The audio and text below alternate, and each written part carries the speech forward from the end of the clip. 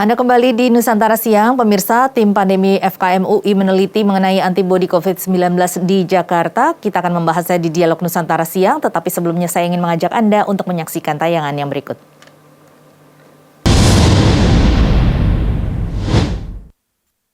Tim pandemi Fakultas Kesehatan Masyarakat Universitas Indonesia atau FKM UI melakukan survei terkait prevalensi antibodi positif SARS-CoV-2 di DKI Jakarta. Hasil temuannya mengejutkan. Disebutkan, hampir separuh warga DKI Jakarta pernah terpapar corona. FKM UI bekerja sama dengan Dinas Kesehatan DKI Jakarta, Lembaga Eijkman, dan CDC Indonesia dalam melakukan penelitian ini. Metode survei yang digunakan adalah sampling stratified multi-stage sampling design dengan jumlah sampel 4.919 atau 98,4% dari target sampel 5.000 penduduk usia 1 tahun atau lebih. Sampel tersebar di 100 kelurahan di 6 wilayah administrasi DKI Jakarta. Untuk mendeteksi sampel pernah terdampak atau tidak, tim FKM UI mendeteksi antibodi menggunakan tes Tetra Core Luminex. Jumlah sampel yang terpapar disebutkan laki-laki 41% dan perempuan 47,9%. Infeksi hampir merata di setiap kelompok umur penduduk dan terbanyak pada umur 30 hingga 40 tahun. Ya, pemirsa, untuk membahas lebih jauh mengenai hasil survei serologi yang dilakukan oleh FKM UI bersama dengan Dinas Kesehatan DKI Jakarta dan juga Lembaga Eijkman serta CDC Indonesia, inilah Dialog Nusantara Siang.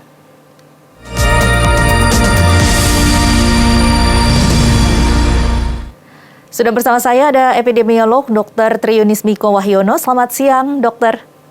Selamat siang, Mbak Tasya. Iya, dok. Mungkin bisa dijelaskan mengenai hasil survei serologi yang dilakukan ini. Iya, oke. Jadi prevalence survei yang dilakukan di Indonesia sudah ada 3 ya, prevalence survei. Satu di Bali sebelum tahun 2020 gitu. Dan satu lagi di Indonesia mengcover 17 provinsi dan 69 kabupaten itu Desember dan Januari 2021, Desember 2020. Dan yang terakhir adalah yang di DKI Jakarta. Jadi di DKI Jakarta dilaksanakan Maret 2021 begitu. Yeah. Nah, kalau saya bicara ada hasil prevalence survei adalah survei yang memperlihatkan serologis dari orang yang disurvei atau antibodi dari orang yang disurvei itu menunjukkan orang yang sudah terinfeksi atau tervaksinasi. Kalau lihat dari waktunya, vaksinasi kan dimulai bulan Januari tanggal 14. Berarti pada waktu yang di Bali belum ada vaksinasi. Yang di Indonesia kebetulan saya sendiri yang melakukannya, yaitu belum ada vaksinasi. Kalau yang di Jakarta itu sudah ada vaksinasi. Jadi pasti yang divaksinasi juga akan positif karena antibodinya sudah terbentuk, terutama yang divaksinasi setelah 2 minggu begitu. Baik itu vaksinasi pertama atau vaksinasi yang kedua sudah terbentuk antibodinya. Iya, kalau di sini ada hasilnya 44,5% sudah terbentuk antibodi positif, berarti ini termasuk kabar yang cukup baik karena artinya ini sudah terbentuk antibodi yang bisa melawan virus COVID-19, dok ya? Iya, jadi saya runutkan ya. Kalau survei saya itu pada Januari 2021 itu belum ada vaksinasi dan kebetulan ada varian Alpha dan Delta itu belum banyak ditemukan di Jakarta. Yeah. Kalau bulan Maret itu sudah ada varian Alpha dan Delta kemungkinan. Yeah. Jadi kalau menurut saya dari bulan Januari 2021 ke bulan Maret 2020 itu menjadi kenaikan yang begitu besar ya, dari Januari 2021 dari survei saya ke survei yang Pak Pandu lakukan. Sebenarnya survei yang di Jakarta itu yang melakukan adalah Pak Pandu, dosen FKM UI, Pak Iwan juga dosen FKM UI, dan Pak Farid begitu, juga dosen dan dibantu oleh rekan-rekan mereka begitu. Dan itu adalah dana dari CDC Ya. Indonesia, kemudian bekerja sama dengan Ekman untuk pemeriksaan labnya, kemudian untuk pemeriksaan serologinya lab Ekman yang berperan. Kalau saya karena ada 17 provinsi, saya bekerja sama dengan Litbang dan kemudian 6 lab regional Litbang ikut memeriksa survei saya. Kalau survei Papandu itu sampelnya 4.500, kalau survei saya karena se-Indonesia itu 10.200, jadi lebih banyak. Ini dengan metode yang sama dengan yang dilakukan oleh surveinya timnya Pak Pandu ya? Sama-sama, jadi multi-state sampling design. Oleh karena itu analisisnya pakai multi sampel ya. Jadi menurut saya nilai 44,5% itu menunjukkan prevalensi orang yang ada antibodinya. Apakah antibodi itu akibat infeksi, apakah antibodi itu akibat vaksin, kita tidak tahu. Menurut saya harusnya di survei itu dijelaskan kalau yang vaksin pada bulan Maret menurut saya jumlahnya kecil ya. Kalau di Jakarta mungkin nggak ada 1 juta, jadi mungkin bisa diabaikan yang antibodi positif karena vaksin, tapi harus dikontrol dalam penelitian itu. Jadi saya melihat kenaikan yang besar dari survei saya ke survei Pak Pandu di Jakarta itu kenaikannya cukup besar. Dari sekian persen menjadi 44%, itu menunjukkan kenaikan yang begitu besar dalam 3 bulan. Ini tadi dokter mengatakan bahwa untuk yang antibodi positif yang terbentuk akibat vaksin ini mungkin bisa diabaikan walaupun masih belum bisa dikonfirmasi begitu ya, tetapi ya, tapi ini tetap harus dikurangi ya yang positif karena vaksinasi. Kalau dia ada bukti, ada sertifikat vaksinasinya atau ada bukti bahwa dia udah vaksin yang pertama, maka prevalen tersebut harus dikurangi. Ini karena cakupan vaksinnya masih tidak mencukup ya, tidak cukup banyak. Besar ya pada bulan Maret ya. Pada yang paling besar kan pada bulan Juni.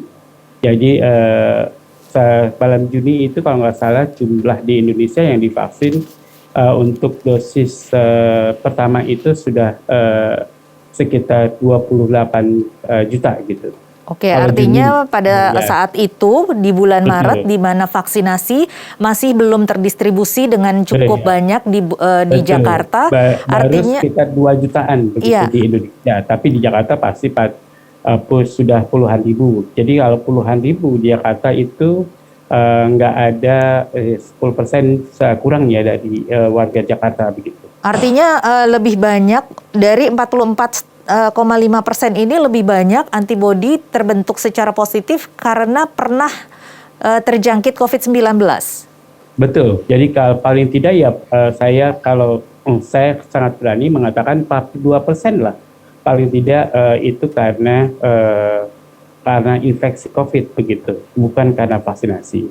Kalau itu belum dikurangi, kalau itu dia dikurangi ya 44% menurut saya cukup tinggi ya begitu. Jadi kenaikan yang dari bulan Januari 2021 begitu vaksinasi dimulai meningkatnya cukup banyak begitu. Ya vaksinasi akibat vaksinasi bisa diabaikan karena jumlah yang divaksinasi pada waktu itu masih sedikit. Tapi tetap harus dikurangi. Dengan antibodi yang positif ini, apakah artinya kemungkinan untuk terjangkit COVID-19 lagi di kemudian hari untuk yang kedua kali ataupun yang selanjutnya ini akan tereliminasi? Enggak. Jadi karena COVID itu bisa terinfeksi 2 kali, 3 kali bahkan bisa terinfeksi. Jadi jangan berharap pada herd immunity banyak begitu. Tapi yang terinfeksi 2 kali, 3 kali itu jumlahnya hanya 30% dari penduduk begitu. Jadi penduduk yang sudah terinfeksi akan terinfeksi 2 kali atau 3 kali kalau imunitasnya sangat rendah begitu. Jadi kalau sangat rendah dia bisa terinfeksi 2 kali sampai 3 kali bahkan terinfeksi. Kalau sudah 3 kali terinfeksi, mungkin dia antibodinya cukup lama sehingga imunitasnya akan lama bertahan begitu, Mbak Tasya. Iya, jadi setidaknya masih bisa mengurangi kemungkinan untuk terkena kembali begitu ya dok ya. Meskipun betul. dari 44,5% ini yang terbentuk antibodi positif tidak menjamin ya, berarti tidak terkena lagi. Betul. Ini apa yang bisa dikatakan dari hasil ini? Apakah memang pada saat itu tesnya yang masih kurang baik atau seperti apa? Apa yang bisa dikatakan dari hasil 44,5% orang dari sampel tersebut terbentuk antibodi yang positif? Yang satu, saya mau mengatakan bahwa surveillance di Jakarta menurut saya masih amat underreported.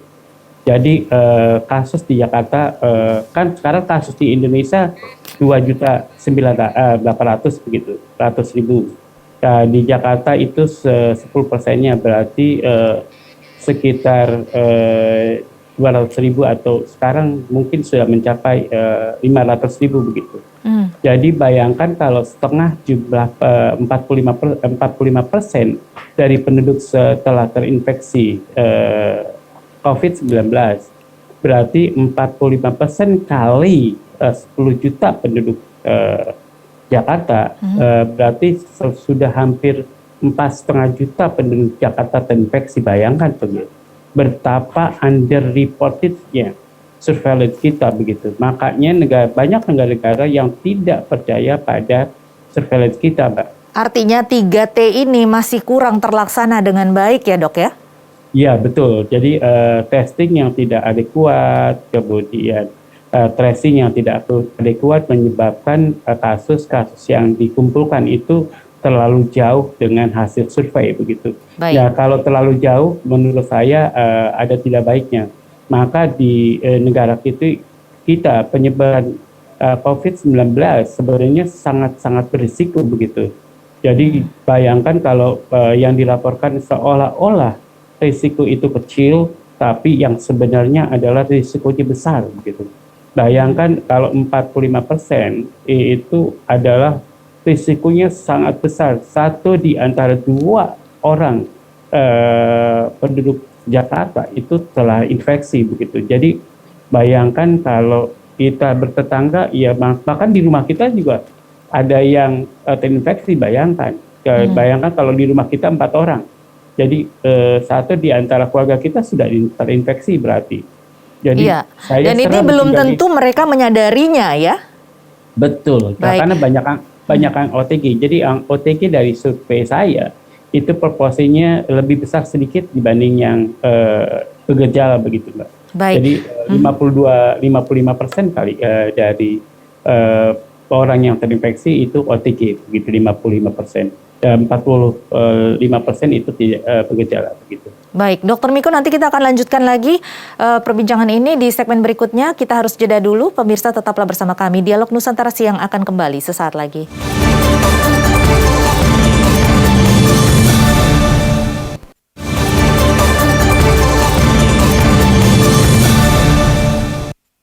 Kembali di Dialog Nusantara Siang dan kita masih membahas mengenai hasil survei serologi yang dilakukan oleh FKM UI bersama dengan Dr. Miko, epidemiolog. Dr. Miko, tadi Anda mengatakan bahwa hasil survei 44,5% dari antibodi positif yang diketahui dari hasil survei ini artinya 1 dari 2 orang jika memang dites ini artinya sudah pernah terinfeksi COVID-19.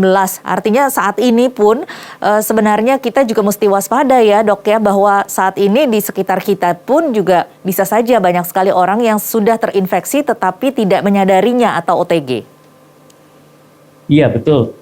Jadi tadi katakan bahwa dari yang terinfeksi 55% itu OTG, 45% itu dengan gejala. Gejalanya itu bisa, yang paling banyak adalah batuk begitu. Kedua adalah demam. Jadi itu gejala yang terbanyak yang dialami oleh orang yang terinfeksi COVID, begitu Mbak. Iya, ini juga ada hasil surveinya juga menyatakan bahwa yang paling banyak terpapar adalah kelompok usia 30 sampai 40 tahun. Bukankah di usia 30 sampai 40 tahun ini adalah usia prima di mana daya tahan tubuh seseorang itu paling tinggi, Dok? Ya, kalau melihat daya tahan tubuh sebenarnya harusnya usia yang terpapar adalah yang punya daya tahan tubuh rendah begitu. Ya, tapi kan karena ini adalah penularannya lewat kerumunan, yang banyak berkerumun sekarang artinya kelompok usia di atas 30 tahun begitu sampai 40 tahun gitu. Usia produktif ya, Dok? Iya betul, usia produktif, berkumpul di kantor begitu, berkumpul di pasar begitu, berkumpul di tempat transportasi umum begitu, di stasiun kereta, di bus dan sebagainya. Jadi menurut saya tempat-tempat itu amat suitable untuk penularan COVID-19 begitu, Mbak. Ini artinya sebenarnya daya tahan tubuh kita juga tidak akan berpengaruh jika paparannya banyak sekali atau banyak sekali kita berkerumun dengan orang-orang ya, Dok? Iya, daya tahan tubuh kita sebenarnya relatif. Ada yang lagi prima yaitu tidak terinfeksi. Kalau tidak sedang prima, ya kebanyakan sekarang kan stunting ini banyak di Indonesia. Stunting ya, 30%. Berarti kebutuhan gizi orang Indonesia lebih banyak yang tidak terpenuhi. Ini yang saya duga karena makanan kita yang tidak sempurna. Jadi menurut saya banyak orang yang memakan makanannya tidak sempurna sehingga menurunkan imunitas tubuh, kemudian imunitas tubuh kita menjadi tidak prima. Ya, oleh karena itu usia 30 sampai 40 tahun dengan workload atau pekerjaan yang luar biasa sekarang, orang bekerja apa saja, kemudian dengan gizi yang tidak prima, kemudian dia bisa terinfeksi karena imunitasnya juga tidak prima begitu, Mbak. Ini juga ada hasil yang menyatakan bahwa lebih banyak terjadi pada perempuan dibandingkan dengan laki-laki. Apakah ini memang karena sampelnya yang diambil lebih banyak perempuan, ataukah memang perempuan yang lebih rentan untuk terkena COVID-19? Ya, jadi kalau lihat perempuan lebih banyak, jadi di survei saya juga begitu, perempuan lebih banyak, di survei yang Bali juga perempuan lebih banyak. Itu menunjukkan bahwa kluster rumah tangga atau infeksi yang terjadi di rumah itu rata-rata wanita menjadi korban penularan di rumah begitu. Itu yang pertama. Yang kedua adalah pekerja wanita sendiri lebih banyak begitu, sehingga mobilitas warga menurut saya karena pekerja perempuan banyak sehingga mobilitas warga yang banyak adalah perempuan. Itu makanya perempuan yang terbanyak terinfeksi. Kalau lihat proporsi laki dan perempuan di Indonesia kan sebenarnya hampir sama ya, 1:1 begitu. Tapi kalau di survei-survei baik itu di Bali, di Indonesia maupun di Jakarta, itu perempuan banyak yang terinfeksi begitu. Itu menunjukkan bahwa mobilitas perempuan karena bekerja lebih banyak di Indonesia dibanding yang tidak. Kemudian tenaga perempuan itu memang lebih banyak bekerja di Indonesia begitu, Mbak. Kemudian juga hasilnya adalah tertinggi di Jakarta Pusat. Di Jakarta ini, di Jakarta Pusat, dengan kenyataan bahwa lingkungannya adalah lingkungan padat penduduk dan juga dengan tingkat sosial ekonomi yang rendah. Nah, ini apa yang bisa dikatakan dari hasil ini, Dok? Ya, jadi memang infeksi ini kan tadi awalnya adalah penularannya droplet. Droplet itu kuncinya adalah kerumunan. Kerumunan itu yang terinfeksi orang-orang yang berkerumun, dan orang-orang yang berkerumun adalah orang-orang yang soseknya rendah begitu. Kenapa soseknya rendah? Yang pertama perumahannya. Perumahan pada yang soseknya rendah di Jakarta Pusat berarti banyak yang terpilih dengan sosek yang rendah. Kemudian pasar juga merupakan tempat kerumunan begitu. Jadi biang keladinya adalah kerumunan, Mbak. Yeah. Jadi pada orang-orang yang suka berkerumun, orang-orang yang tidak tahu bahwa itu berkerumun menjadi biang keladinya, ya itu terdapat pada pendidikan rendah begitu. Sehingga banyak yang terinfeksi pada sosek rendah karena pendidikannya rendah, karena tidak tahu. Karena berkerumun adalah biang keladi dari penularan penyakit COVID-19 begitu, Mbak Tasya. Baik, kalau begitu saya bisa katakan bahwa dari beberapa hasil yang diperoleh dari hasil survei tersebut, setelah tadi kita berbincang-bincang bahwa memang 3T di Indonesia ini masih sangat rendah, kemudian juga yang ya, kemudian juga yang paling penting adalah kita harus menghindari kerumunan karena tentunya banyak sekali OTG yang masih kita tidak sadari, bahkan kita sendiri mungkin tidak menyadari bahwa kita terpapar COVID-19. Ini karena 1 dari 2 orang bisa terkena COVID-19. Kemudian juga nutrisi atau gizi ini perlu atau sangat penting diperhatikan ya dok, supaya bisa meningkatkan daya tahan tubuh dan juga mobilitas dari orang-orang juga setidaknya harus dibatasi meskipun yang terpenting adalah menghindari kerumunan. Kalau begitu apa yang bisa direkomendasikan dari tim dari hasil survei ini dok? Ya, jadi yang pertama survei ini ada kabar tidak baik, ada kabar baik. Gitu. Kabar baiknya artinya vaksinasi tidak perlu mencapai 100% lagi, begitu. Jadi sisanya 50% yang perlu divaksinasi. Jadi menurut saya itu kabar gembiranya. Kabar buruknya adalah korban atau pahlawan-pahlawan COVID itu sudah banyak di DKI Jakarta. Saya dengar bahwa kuburannya itu bahkan hampir mencapai 900.000, baik yang itu untuk pasien yang confirm COVID maupun yang suspek begitu. Jadi kita telah mengubur pahlawan-pahlawan COVID-19 itu sudah cukup banyak di Jakarta, apalagi paling banyak di Jakarta, kedua adalah Jawa Barat, ketiga adalah di Jawa Timur, keempat adalah Jawa Tengah begitu. Jadi Jawa Bali memang sudah darurat COVID begitu, maka dilakukan PPKM darurat. Oleh karena itu saya mengajak kepada pemerintah dan masyarakat, kita sedang perang begitu. Kita sedang perang melawan musuh yang tidak terlihat. Oleh karena itu, mari kita bersama perang bersama pemerintah, bersama rakyat, memerangi penyakit COVID ini, memerangi virus COVID ini dengan sama-sama berjibaku atau berperang dengan sungguh-sungguh satu. Jangan sampai ada yang tidak pakai masker. Jadi itu perang kita. Yang kedua adalah jangan berkerumun, jangan ada lebih dari 4 orang kita berkerumun. Kalaupun keluarga jangan upayakan, kalau keluarga dari luar itu jangan berkerumun dulu sedekat mungkin. Jadi jangan berkerumun, ya artinya kalau mau bicara dengan keluarga, kalau dari luar ya berbicaranya dengan jarak begitu. Yang kedua, mari semua masyarakat jangan berkerumun. Jadi jangan berkerumun, kemudian antar tetangga. Mereka tetangga jangan berkumpul lah atau berkerumun lebih dari 4 orang. Kemudian kalau bisa jangan mobil kemana-mana atau tetap di rumah. Ya, kita perang kalau kita tetap di rumah selama 2 minggu saja, itu berarti kita telah membunuh musuh kita. Itu sebanyak 10-12 hari atau 2 minggu 14 hari dikalikan orang yang tidak terinfeksi. Jadi betapa banyaknya orang yang tidak terinfeksi kalau kita tetap di rumah. Berarti kita telah membunuh banyak virus COVID-19. Oleh karena itu kita harus menang perang.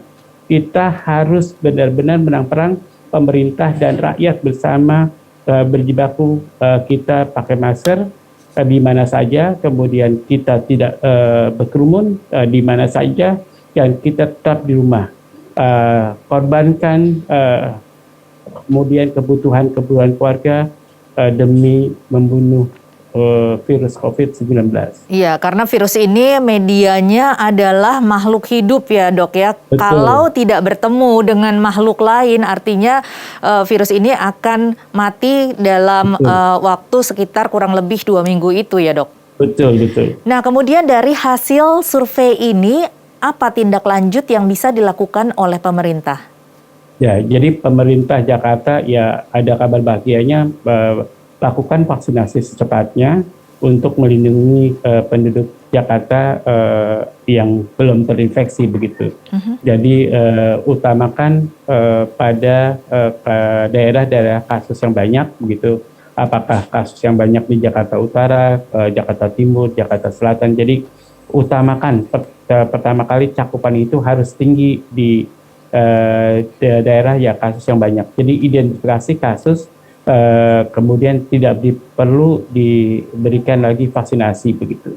Kalau dari survei ini bisa diberikan alamat rumahnya, maka alamat rumah kasus yang 4.500 di antara itu yang positif tidak perlu dikasih lagi vaksinasi, sehingga vaksinasinya akan lebih cepat dari yang seharusnya begitu, Mbak Tasya. Iya, jadi setidaknya membantu proses 3T yang dilakukan oleh pemerintah. Betul. Iya, dan juga sebenarnya orang-orang yang sudah terinfeksi ataupun sudah memiliki antibodi positif atau dengan kata lain sudah terpapar virus COVID-19 harus tetap melakukan 5M ya, Dok? Ya, jadi kalau nggak salah Jakarta sudah memperbanyak tesnya, Mbak, sampai 10 kali lipat yang direkomendasikan oleh WHO. Kemudian kalau menurut saya dari tes tersebut kemudian vaksinasi harus bisa mengatakan kalau yang tes positif dia perlu divaksinasi lagi begitu. Vaksinasi semua orang yang belum positif, kemudian mungkin kekebalan imunitas dari masyarakat atau herd immunity akan tercapai lebih cepat di Jakarta. Itu kabar baiknya, tapi kabar buruknya adalah korban-korban di Jakarta telah banyak begitu. Jadi itu kabar buruknya. Menurut saya ya marilah jangan sampai daerah lain sama seperti Jakarta. Jangan sampai korban itu banyak. Jangan sampai pahlawan-pahlawan COVID yang terkubur itu jangan banyak. Mari kita vaksinasi. Kedua, mari kita berperang seperti yang tadi saya katakan, pakai masker, jangan berkerumun, di rumah saja.